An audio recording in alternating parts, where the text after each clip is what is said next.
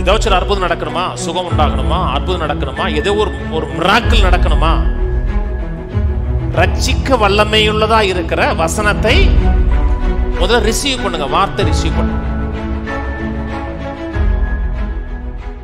Mark 11:24 சொல்றது, எவைகளை கேட்டுக்கொள்வீர்களோ அவைகளை பெற்றுக்கொள்ளுகிறோம். குறிப்பாக எவைகளை கேட்டனோ அவைகளை பெற்றுக்கொண்டேன். மக்களுக்கு ஒரு காரியத்தை பெறணும்னு ஆசை இருக்கு. ஒரு லேண்டு வாங்கின ஆசை இருக்கலாம், ஒரு வீடு வாங்கின ஆசை இருக்கலாம், ஒரு நல்ல நகை வாங்கின ஆசை இருக்கலாம். இப்போ ஆசை வந்தோன்னா மனது முழுக்க எது இருக்கும்? அது எதை வாங்கணும்னு நினைக்கிறோம் அதில் தான் இருக்கும். அப்புறம் அதை பெறுவதற்கு என்னென்ன வழி செய்யலான்னு பார்ப்போம். இது ஃபெய்த்தே கிடையாதுங்க. அதில் கத்தர் கிடையாது, வார்த்தை கிடையாது, ஒன்றுமே கிடையாது. ஆனால் அவங்க மனசு முழுக்க அந்த பதில் இருக்கும். அப்புறம் அதை எந்த வழியில் பெறலான் இருக்கும். முதல்ல வார்த்தையை விசுவாசிங்க. மனது முழுதும் வார்த்தை இருக்கட்டும், பதில் இருக்கக்கூடாதுங்க, வார்த்தை இருக்கட்டுங்க. அதை பெற்றுக்கொண்டேன்னு விசுவாசிங்க. அப்பொழுது அவைகள் உங்களுக்கு உண்டாகும். பெற்றுக்கொண்டேன்னா என்ன வார்த்தை? அது அர்த்தம் என்ன? எடுத்துக்கொண்டேன், சொந்தம் பாராட்டினேன், அதை சீஸ் பண்ணுறேன்னா அபகரிக்கிறேன். ஒரு டிரான்ஸ்லேஷன் போடுறேன். இந்த new living translation, I tell you, you can pray for anything and if you believe that you have received it, it will be yours. You can pray for anything. எதுக்குனாலும் ஜெபம் பண்ணுங்க. ஆங்கில பைபிளில் கேஜேவியில் வாட் திங் யுவர் டிசைர் இருக்கும். எதனாலும் விரும்புங்கன்னு இருக்கு. விருப்பம்தான் ஜெபத்துடைய foundation. You can pray for anything and if you believe that you have received it, பெற்றுக்கொண்டதாக விசுவாசித்தீர்கள் என்றால் அது உங்களுடையதான் மாறும். உங்களுடையதான் மாறுறதுக்கு முதல்ல என்ன செய்கிறோம்? பெற்றுக்கொண்டதாக, ரிசீவ் பண்ணதாக முதல்ல விசுவாசிங்க. ஆனால் காலகாலமாக எப்படி வந்துச்சுன்னா, நான் கத்தரை நம்பி இருக்கிறேன், எல்லாமே கத்தர்கிட்ட கொடுத்துட்டேன். கத்தர் கொடுப்பார், கொடுக்கலன்னா கத்தர் கொடுக்கலன்னு அர்த்தம். நான் கத்தரை நம்பி வாழ்கிறேங்க, கத்தர் எனக்கு எப்போ கொடுக்க நினைக்கிறாரோ அப்போ கொடுப்பார். அப்படி சொல்லி கொடுக்கலையே. எவைகளை கேட்டுக்கொள்வீர்களோ அவைகளை கத்தர் கொடுப்பார் என்று விசுவாசிங்கள், அப்பொழுதும் உண்டாகன்னு சொல்லலை. கத்தர் கொடுத்துருக்கிறாரா? கொடுத்துருக்கிறார். அதனால தான் முதல்ல வேர்ட் ஆஃப் கிரேஸ் கேட்கணும், கிருபையின் வார்த்தைகளை கேட்கணும். கொடுத்துருக்கிறார் என்பதை அறியணும். அப்புறம் பெற்றுக்கொண்டதான் விசுவாசிக்கணும். அப்பொழுது அவைகள் உங்களுக்கு உண்டாகும். யாக்கோபு போவோம். யாக்கோபு 1:21. ஆகையால் நீங்கள் எல்லாவித அழுக்கையும் கொடிய துர்க்குணத்தையும் ஒழித்துவிட்டு உங்கள் உள்ளத்தில் நாட்டப்பட்டதாயும் உங்கள் ஆத்துமாக்களை ரட்சிக்க வல்லமை உள்ளதாய் இருக்கிற வசனத்தை சாந்தமாய் ஏற்றுக்கொள்ளுங்கள். சாந்தமாய் ஏற்றுக்கொள்ளுங்கள். வார்த்தை ரிசீவ் பண்ணுங்க. என்ன சொல்றாரு? ரட்சிக்க வல்லமாய் இருக்கிற வசனத்தை சாந்தமாய் ஏற்றுக்கொள்ளுங்கள். எதை ஏற்றுக்கொள்கிறோம்?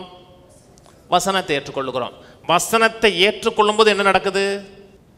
ஆத்துமாவுக்கு ஒரு ரட்சிப்பு உண்டாகுது. சிம்பிளா ஏற்றுக்கொள்ளுங்க, ரட்சிப்பு உண்டாகும். ஏதாச்சும் ஒரு அற்புதம் நடக்கணுமா, சுகம் உண்டாகணுமா, அற்புதம் நடக்கணுமா, ஏதோ ஒரு மிராக்கிள் நடக்கணுமா, ரட்சிக்க வல்லமையுள்ளதா இருக்கிற வசனத்தை முதல்ல ரிசீவ் பண்ணுங்க. வார்த்தை ரிசீவ் பண்ணுங்க. உங்கள் ஆத்துமாக்களை ரட்சிக்க வல்லமை உள்ளதா இருக்கிற வசனத்தை ஹம்பிளா ஏத்துக்குங்க, ஏற்றுக்கொள்ளுங்கள். சொல்லும் பொழுது யார்கிட்ட பொறுப்பு இருக்கு? உங்கள்கிட்டயா கத்தட்டையா? நீங்க சாப்பிடுங்க அப்படின்னு சொல்றதுக்கு அப்புறம் அவர் சாப்பிடுவார்ல, அவர் தானே சொன்னாரு சாப்பிடுங்கன்னு என்ன அர்த்தம்?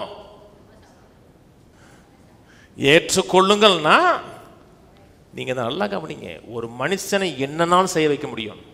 இந்த சேரை தூக்கி போட்டு சொல்லலாம், தலையில நீள்னு சொல்லலாம். ஆனால் ஒரு மனிதனை விசுவாசி வைக்க முடியாது உங்களால், தெரியுமா? ஒன்று காரியத்தை ரிசீவ் பண்ணுகிறதாக அவனுக்குள்ள நீங்க ஒன்றுமே செய்ய முடியாது. கையை வெட்டலாம், காலை வெட்டலாம், டார்ச்சர் பண்ணலாம், ஆனால் அவனை நீங்கள் விசுவாசிக்க வைக்க முடியாது.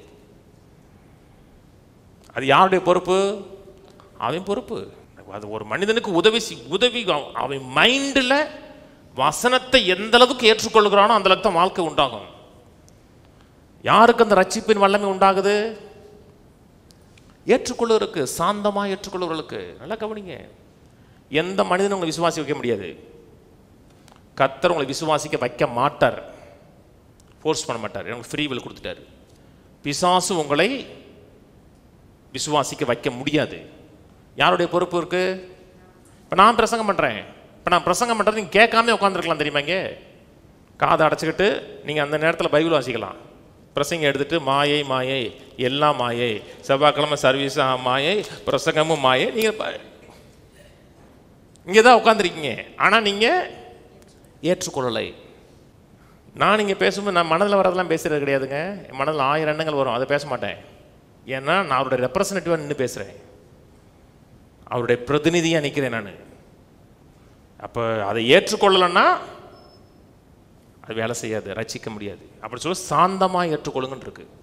ரட்சிக்க வல்லமை உள்ளதாக இருக்கிற வசனத்தை சாந்தமாக ஏற்றுக்கொள்ளுங்க. சாந்தமாக ஏற்றுக்கொள்ளுன்னா ஏற்றுக்கிறேன். சாந்தமாக இருக்கிறதுக்கு ஆப்போசிட் என்ன? பெருமையாக இருங்க.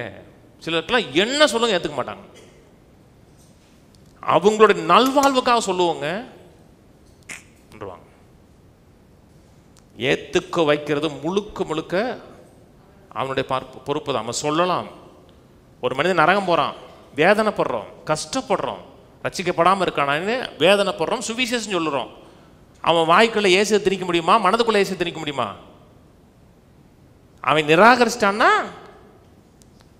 100 முறை அவனுக்கு வாய்ப்பு உண்டாக முடியாது. ஜெபிக்கணும், மூச்சு விடுகிற வரை வாய்ப்பு இருக்குங்க. ரட்சிக்கவே வைக்க முடியாதுன்னா சுகமாக்க முடியுமா? பொருளாதாரத்தில் மாற்றத்தை கொண்டு வர முடியாது. உங்கள் பார்ட் என்ன?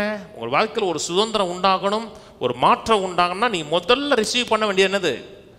வசனத்தை சாந்தமாக கேட்கணும். அப்படி சரண்டர் பண்ணிடணும். வசனம் சொல்லுதா, நான் ஏற்றுக்கிறேங்க, நான் மாறிக்கிறேன், அப்படின்னா சக்ஸஸாக இருக்கலாம்.